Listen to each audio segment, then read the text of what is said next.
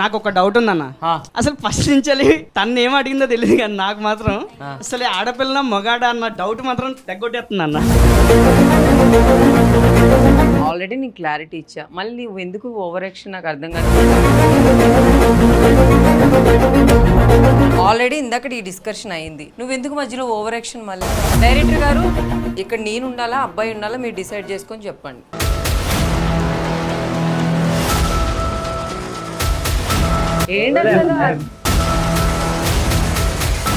A few minutes later. పడ్డానండి ప్రేమలో మరి విడ్డూరంగా ఉందిలే ఇది. సీరియస్ గానే ఆయన చెప్పాడు, నేను చేశాను.